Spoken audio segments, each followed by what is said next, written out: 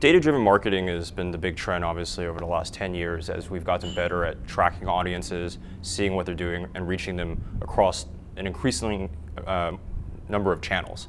And what led us to basically create what we call a creative management platform is the idea that a brand now needs to segment messaging to specific audiences.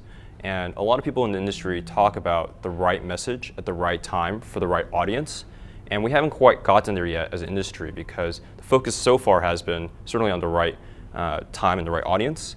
And the right message has been forgotten because it's been very difficult for most creatives and most marketers to actually build that.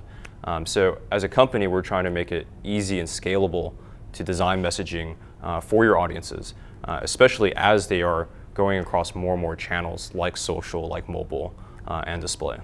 So tell us a little bit about what you guys do as a platform, and also the creative process. Who implements it? Do you have a studio? Do you teach the agencies or the marketers? And what does the sort of executions look like? A range of executions. Absolutely. So Thunder is a software as a service. We provide the technology to brands and their agencies. We do not have an in-house studio, and that's really important because we believe the time has now come for brand marketers and their agencies to be able to put hands on keyboard, so to speak, and design the messages, because no one knows the brand better than they do. Nobody knows who they're trying to reach better than they do. And so we think it's important to give the people who are doing the targeting the capability to change the messaging.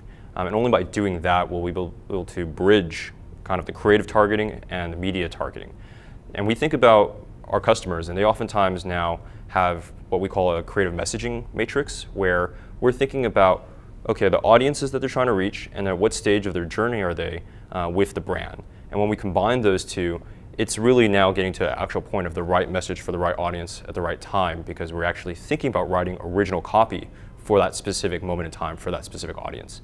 And our tool makes it easy to plan and then easy to execute those messages and get that in front of the audience.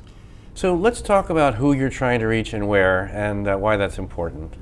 Yeah, so we stand behind the brand and obviously all their supporting organizations like the agency. That's our target customer. We think that brands themselves obviously have invested a tremendous amount of money into data-driven targeting, into technologies like a DMP, a data management platform, as well as a DSP, a demand-side platform. So about $20 billion is being spent today in the whole space of programmatic, this idea of data-driven marketing. About 30% of that money goes towards these targeting technologies.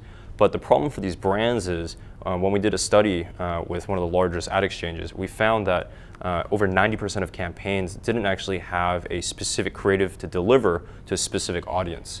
And so these brands are investing a lot of money to actually reach specific segments, whether it is a certain demographic like 18 to 35 or interest group like auto intender buyers. But once they reach those people, they're still saying the same thing. And that's the part where it's going to take a combination of strategy change and software change to actually execute. It's not as simple as to say, just pay someone some money to go make you some ads. Well, you need to actually think about how is your creative strategy going to incorporate the actual targeting capabilities into the messaging. And I think that's the part that gets missed in this whole talk about programmatic creative, which is the term that a lot of people in the industry are now using to talk about matching the creative messaging to the media targeting. So tell us about the opportunities and limitations around Facebook.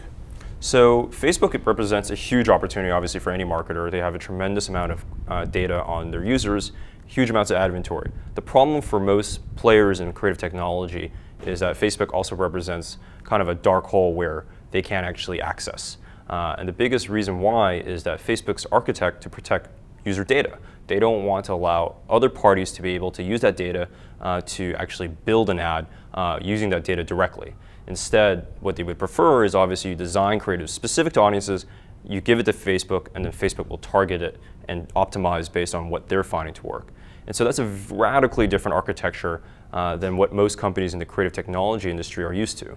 We fortunately came up at a time where we recognized opportunity that the media industry was fragmenting into more and more channels like a Facebook, like a Twitter, like a Pinterest. And these environments that people are calling walled gardens simply just do not play well with other players that are trying to take that data. And so we thought an open architecture where we would be kind of a repository and a tool to preview and edit and generate the creatives, but not actually be the person to dynamically assemble it at the last second would be important in this new world that we're heading into. Today, about 33% of ad inventory basically cannot run dynamically assembled creative by a third party. And probably by 2020, we've seen stats ranging as high as 60% of all inventory will not allow a third party to dynamically assemble the creative. And that's for a lot of reasons, like privacy, like user experience, for speed. So we think it's really important that the creative technology keeps up with these trends and builds around where the consumer experience is going. So more and more of our customers are using us not to just build display banner ads, but we're talking about custom native executions like social and their specific units, or a publisher-specific ad unit. These are all things that are obviously on the upswing, and that's presenting a challenge for marketers who have to reach their consumer across so many different channels now at the right moment.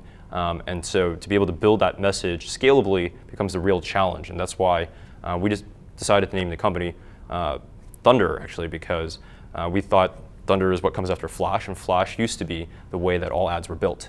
And this is really a moment in time where, as we switch to HTML5 and as we switch to these multi-channels, there's a real opportunity to rethink the entire creative process. Who does the work? How fast can that be done? How scalable is that? All these are questions that marketers are now asking themselves because of this kind of pivotal moment.